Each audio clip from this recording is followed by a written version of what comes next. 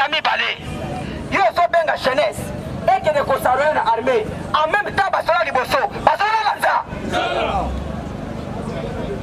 eloko ya misato lelo assemblée nationale ekomi kovote prolongation état de siège mais tomoni ke bato oyo baza maboma c'est-à-dire bato oyo baza maboma parce que mokolo tino bazo décréter en état de siège abenga assemblée nationale te ata yango na ndenge na ye siko ekomi ndenge nini na prolongation badepute bakende kovote ya tala transhumance ndenge ezosalama bandeko nanga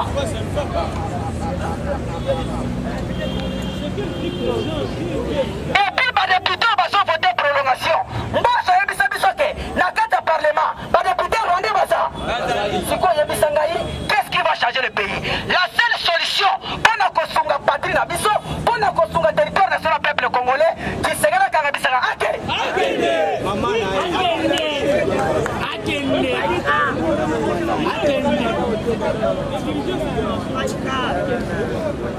bana Congo oye lamuka ne tombera pa eloko kokambwa Chilombo loba na biso le 30 juin 2020 aloba ke soki guerre ezokontinue na Goma nakokamata Denis Yakero tokoya kotonga ndako nako mais lelo na Goma bitumbe yindi ole Chilombo akende na Goma asili nzela na Congo centrale ake kokata riba ya courant école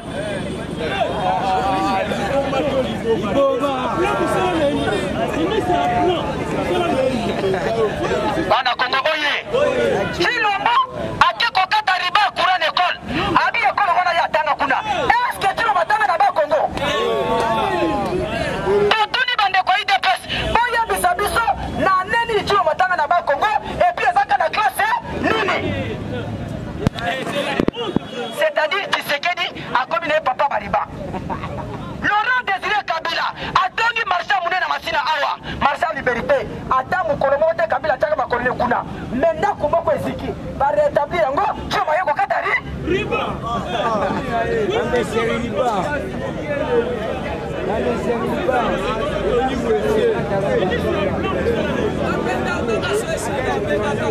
bana ya Congo oye Chilombo ayena chango awa atongi nzela ya 2 km na commune ya Sele na quartier ya Terre Jaune nzela ya 2 km mais c'est Chilombo kakatari Chilombo asali ma ya fogo na lemba imbu la mukoye ma ya fogo na lemba imbu Chilombo kakatari c'est-à-dire lelo tonga wese na yo soki obengi Chilombo akoya kokatari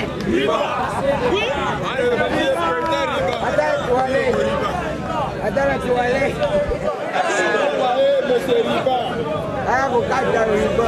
Bana ya Congo oye. Nalo bate.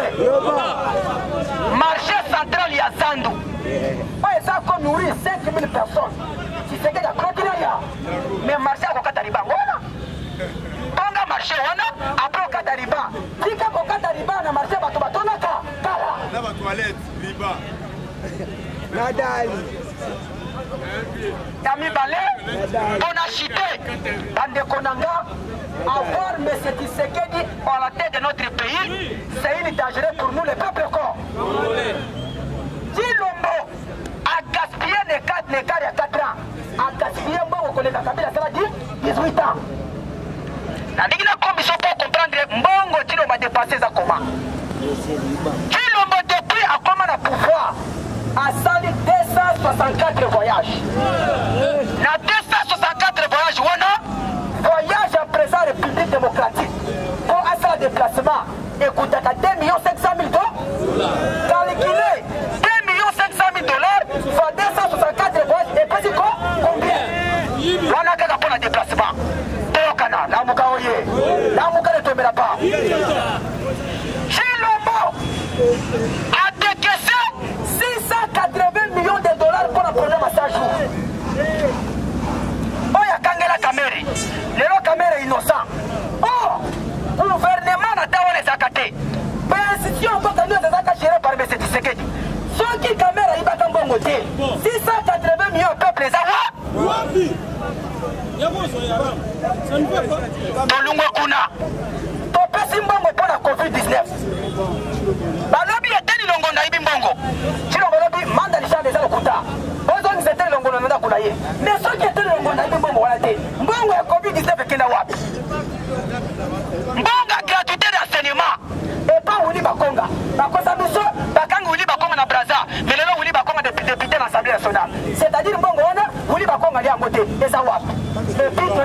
songo ya damu.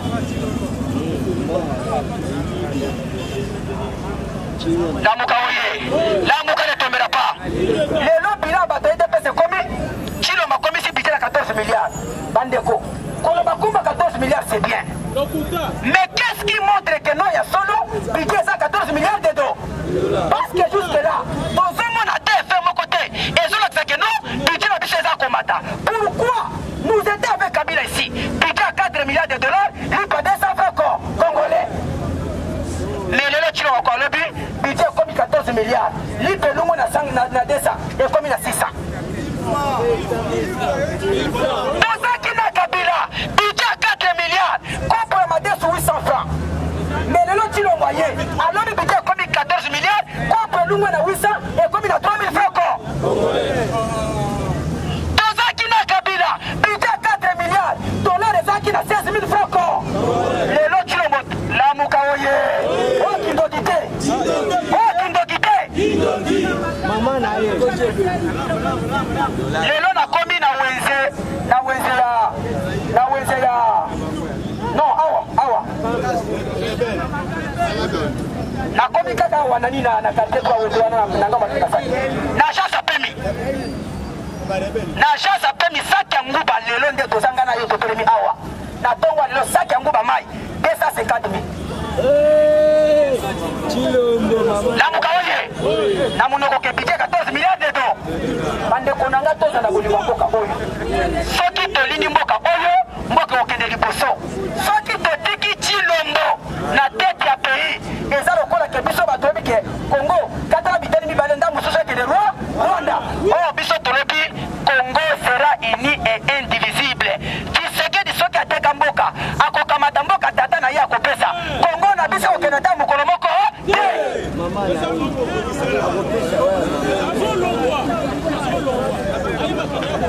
Bana ya Congo oye, peuple congolais oye, na yango biso toyebisi bango toyebi malamu ke yo muzi tokomi envoyé spécial à M. Tshisekedi.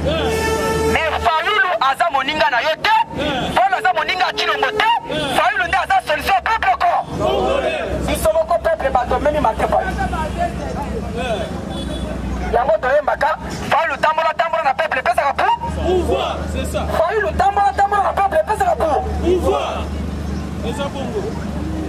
Président Martin azosala tournée na ye mpona koyebisa Chilombo makambo salaki ekomi soni liboso ya peuple corps tokondima lisusu te na 2020 epi eloko nanga na bosana lamuka ye elege kadi masali balobi chaque province bureau de vote fo ezala à distance à 5 km bakei na este na province ya Nord Kivu balongoli babiro ebele baye na province ya Bandundu balongoli babiro ebele bazwi babiro wana na Mbujimai ye na Mbujimai 5 km bureau de vote 5 km bureau de vote mais na este bureau de vote moko distance à 15 km c'est-à-dire Chilombo aza na posa te bato bakende kovote mate Fayulu à cause ya distance tokobengana yawe ameka turo ende possibilité c'est facile maman na ye azokeli bana ya mboka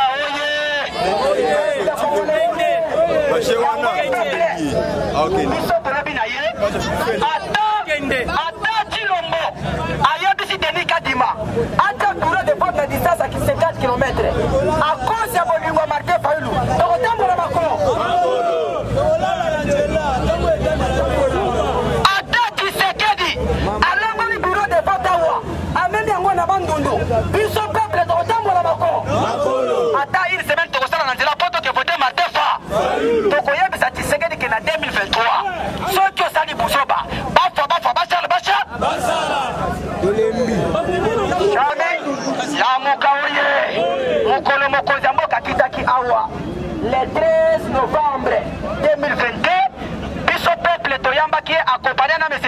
Chilombo parce que ntango oyo otindi bapolisier ntango oyo otindi mituka moto ntango oyo te bachar de combat mpomaki eyamba mokonzi ya mboka ezo représente ke yo mutu otindi bango c'est-à-dire indirectement yo mutu eke koyamba mutu wa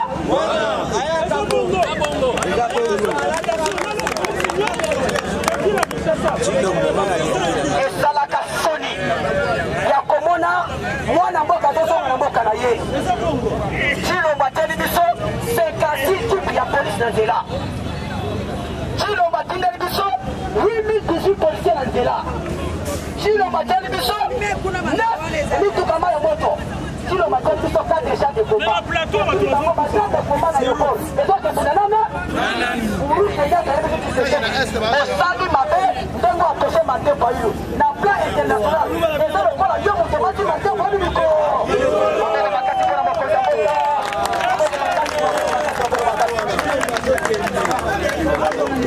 Merci Lucas. Namuka oye. Namuka ne tombera pas. Peuple congolais oye. Toyebisi bango. 2023. Peuple yomoko akokamata Martin Fayulu. Une de tina palais de la nation.